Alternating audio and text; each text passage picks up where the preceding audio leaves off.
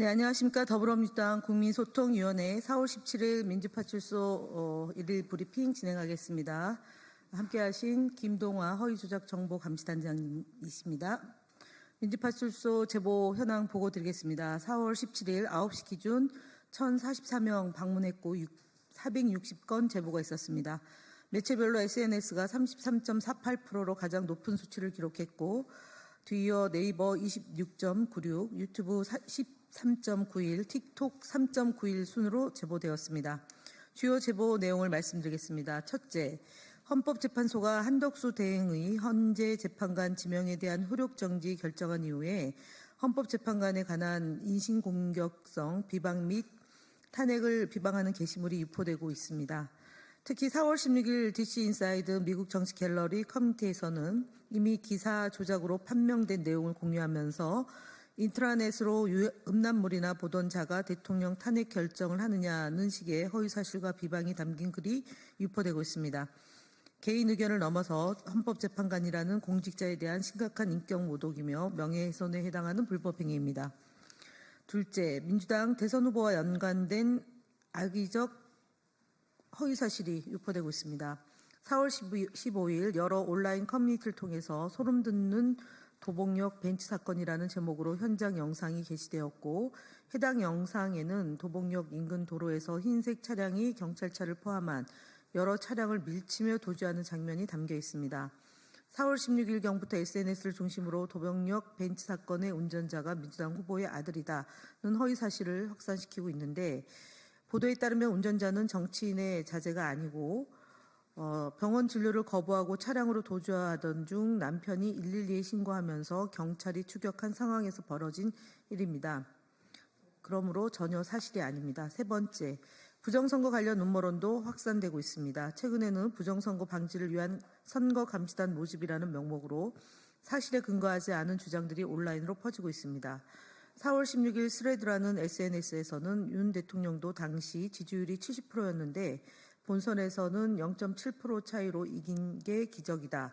힘센 청년 남성들이 선거감시단으로 모두 지원해야 한다는 등의 주장이 유포되고 있습니다. 트위터에서는 개표 참가는 개표를 중단시키고 선관위와 물리력으로 대응해야 하는 경우가 있기 때문에 젊고 건장한 2030 세대가 절대적으로 필요하다며 부정선거 부패 방지대를 모집한다는 내용도 퍼지고 있습니다. 다음으로 국민소통위 주요 대응 현황입니다. 스카이데일리 언론중재위 제소에 관한 대응입니다. 스카이데일리는 여전히 민주당을 북한과 연결 짓고 싶어하는 모양입니다.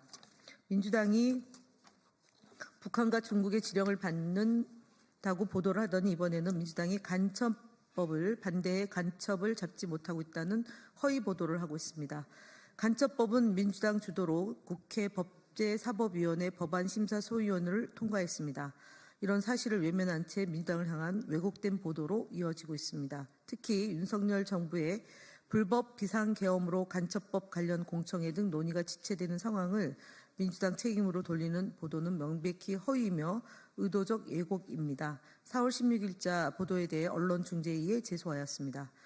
4월 16일자 매경 이코노미의 기사 이재명 테마주 주식 45억 원어치 팔아치운 코나아이 대표 기사는 이재명 대표와 전혀 관계가 없는 내용에도 이재명 후보 사진을 전면에 내세워 주식 실현 이익금이 이재명 후보와 관련이 있다는 인상을 주고 있습니다. 우리 위원회는 매경 이코노믹 측에서 사진을 내리는 등 적절한 조치를 취해달라고 요구한 상태입니다. 다음으로 나경원 의원 관련해서는 양문석 의원님께서 말씀하시겠습니다.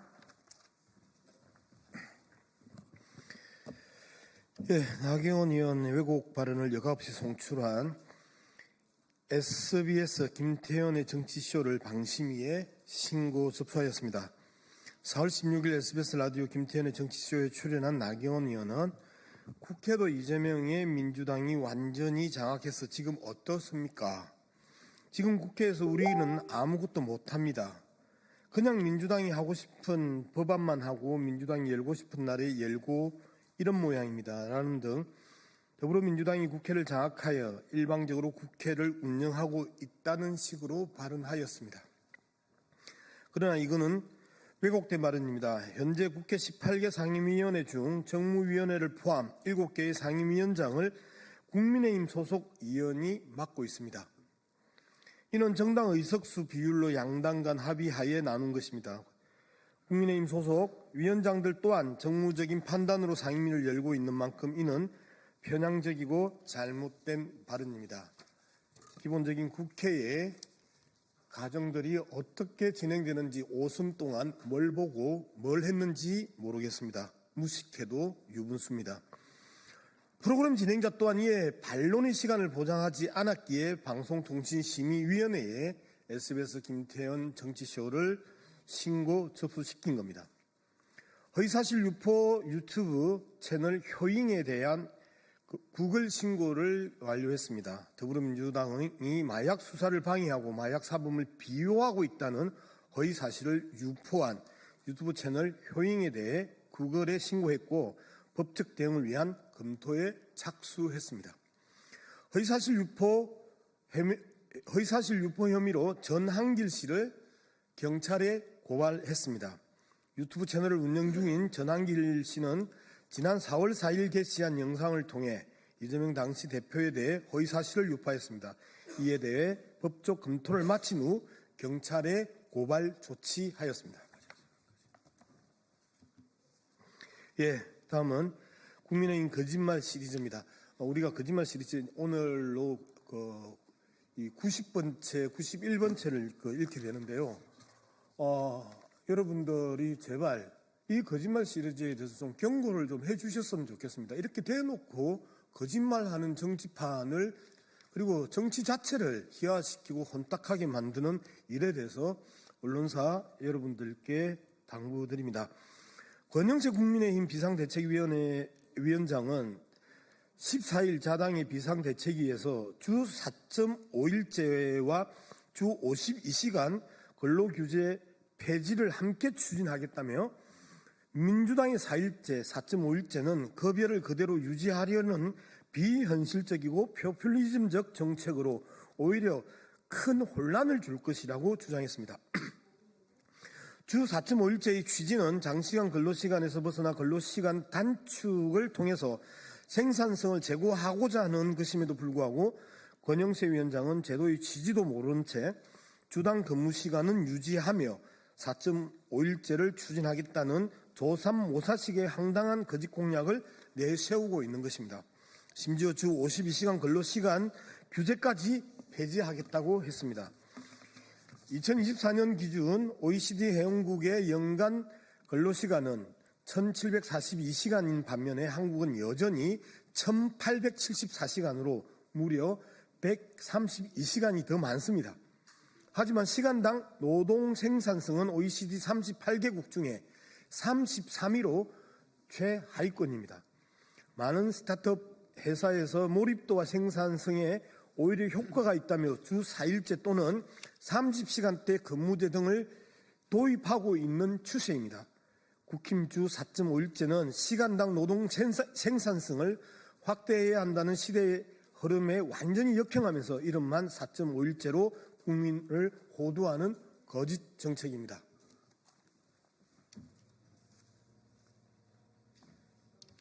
네, 다음으로 국민의힘 대선 주자 거짓말 시리즈 9번째입니다. 나경원 국힘 의원은 한 라디오 방송에 출연하여 이재명 후보의 공약을 언급하며 어제 무디스에서 한국의 신용 등급을 내릴 수도 있다고 발표했다고 주장했습니다. 그러나 무디스가 해당 경고를 한 적이 없다는 점은 명백한 허위 발언입니다. 다시 말씀드립니다. 무디스가 해당 경고를 한 적이 없다는 점에서 해당 발언은 명백한 허위입니다.